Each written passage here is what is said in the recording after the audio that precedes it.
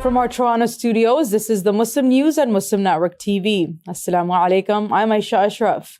Our top story for today: Salwan Momaka, known for publicly burning copies of the Quran, has been shot dead in his apartment in Sweden. Momaka was found dead at his home in the city of Södertälje, Swedish public broadcaster SVT reported. Danish police have been briefed about the killing. Momaka, an Iraqi Christian, was granted a residence permit in 2021.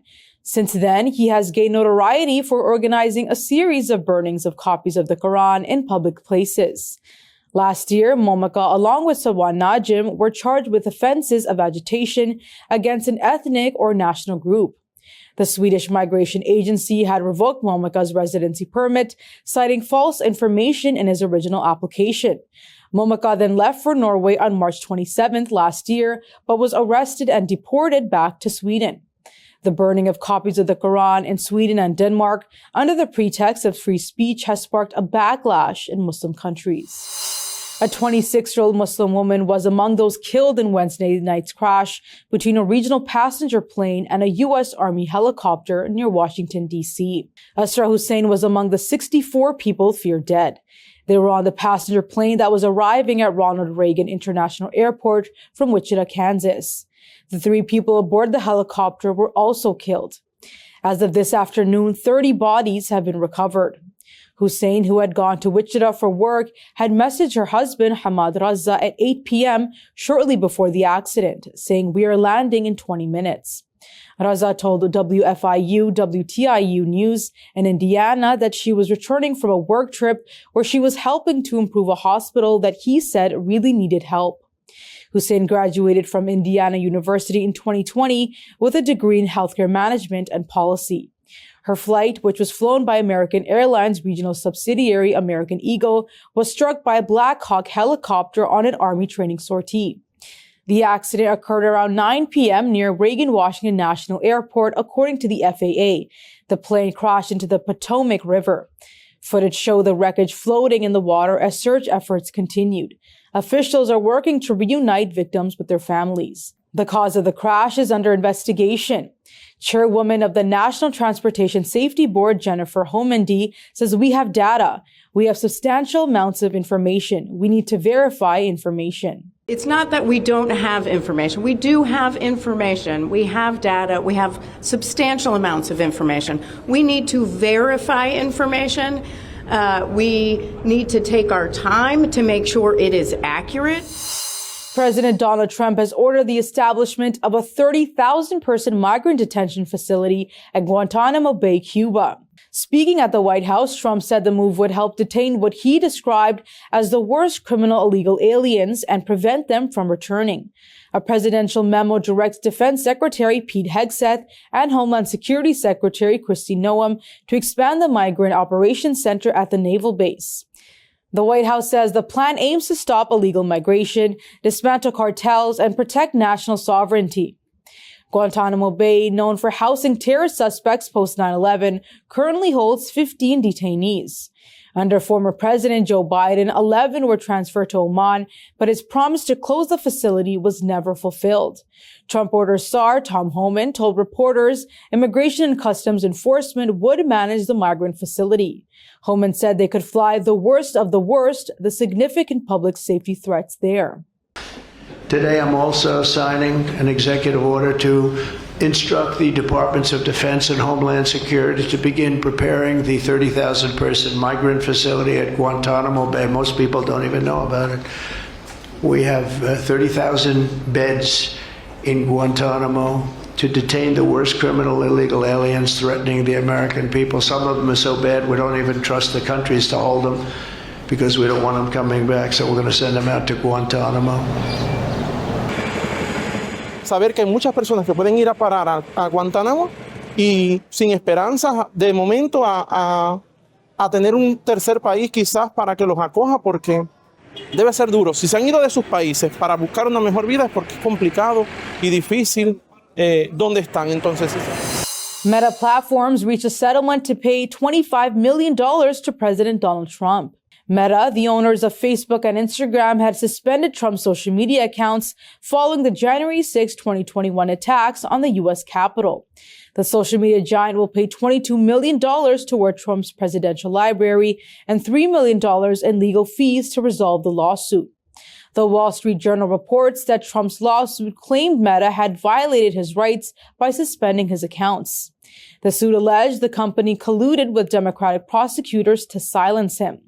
The deal follows Meta's recent policy changes, including the termination of its diversity, equity, and inclusion programs and modifications to its fact-checking procedures. Mexican President Claudia Sheinbaum said her government will send a letter to Google over President Donald Trump's order renaming the Gulf of Mexico to the Gulf of America. Trump signed the order immediately after taking office on January 20th.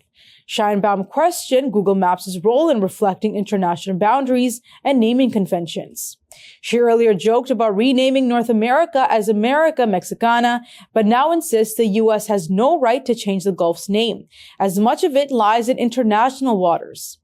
Google confirmed it will display Gulf of America for U.S. users, while it remains Gulf of Mexico in Mexico. Users outside both countries will see both names. A new report says Mississippi has failed to protect Black women from cervical cancer deaths, especially in the rural Delta region. The report by the Southern Rural Black Women's Initiative and Human Rights Watch highlights stark racial disparities in death rates. Lack of health insurance plays a major role. In 2022, more than 10% of Mississippi's population had no insurance. By 2023, 18% of women, mostly women of color, were uninsured. The state's refusal to expand Medicaid under the Affordable Care Act has worsened the crisis. Without affordable health care, Black women struggle to access screenings and life-saving treatments. Cervical cancer is one of the deadliest cancers for American women, with more than 4,000 deaths annually. Black women face a 65% higher death rate than white women and are more likely to be diagnosed late. Mississippi has poor healthcare access, highest poverty rates, and a long history of racial inequality. The state ranks worst in women's health. Jewish group slams Trump's order targeting Free-Palestine activists. Details come after the break. Stay tuned, and we will be right back.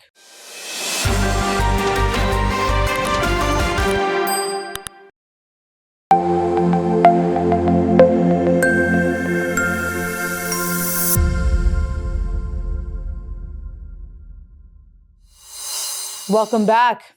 Jewish Voices for Peace has condemned an executive order by President Donald Trump, calling it a violent crusade against free speech. The order allows the deportation of pro-Palestine student activists accused of anti-Semitic harassment.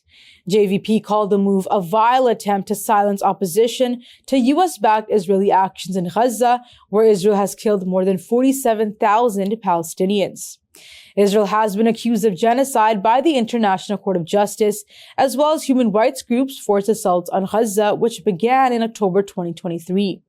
JVP accused Trump and right-wing organizations of exploiting concerns about anti-Semitism to push their political agenda.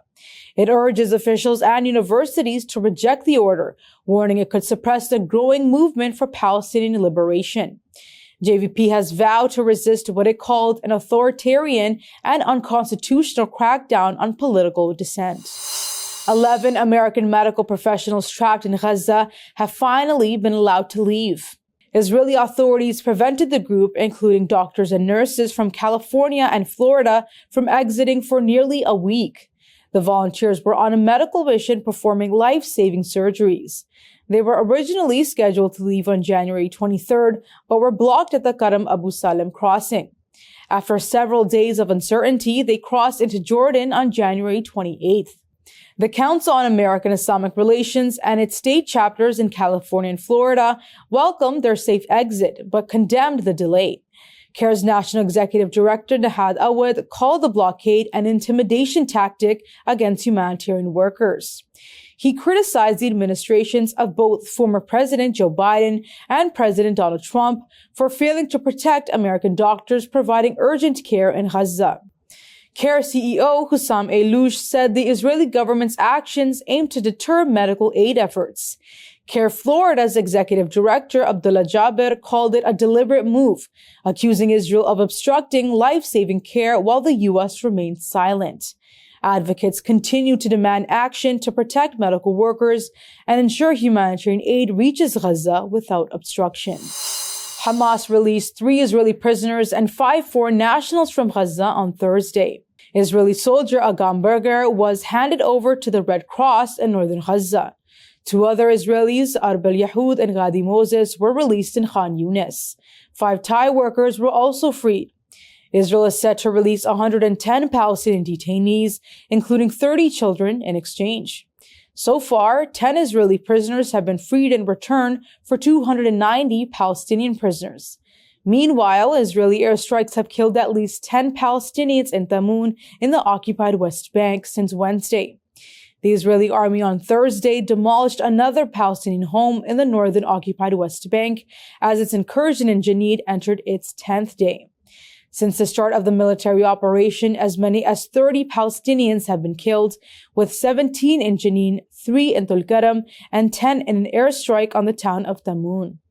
According to Palestinian news agency Wafa, the Israeli army has destroyed approximately 100 homes in Jenin over the past 10 days. More than 500,000 Palestinians who have returned to northern Gaza await humanitarian aid.